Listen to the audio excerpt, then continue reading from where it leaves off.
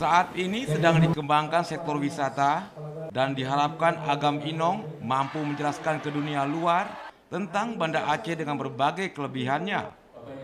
Harapan Amila Usman disampaikan saat membuka pemilihan Agam Inong Duta Wisata Banda Aceh 2018 di Gedung AAC Daeng Daud Darussalam.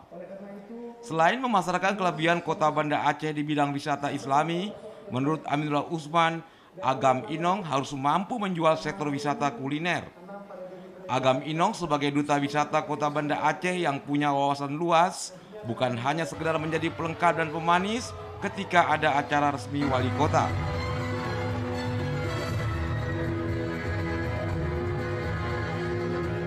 Kelebihan ini tidak dimiliki oleh daerah lain. Dan itu terbukti.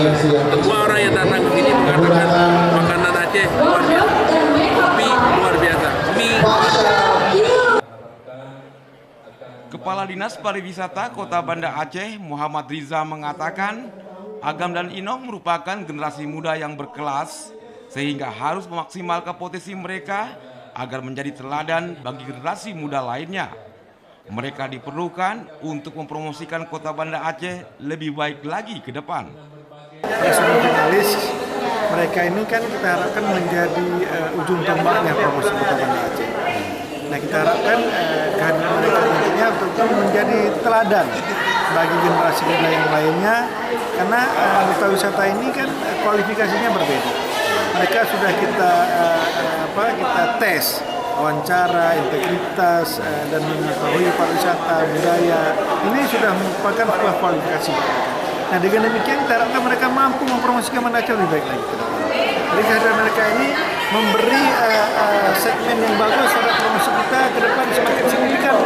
Tingkat wisatawan ini juga semakin bagus. Kita harapkan mereka ini menjadi ujung tombak promosi kota Banda Aceh.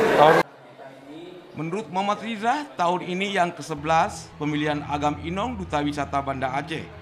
Pendaftaran telah dilaksanakan sejak Januari lalu.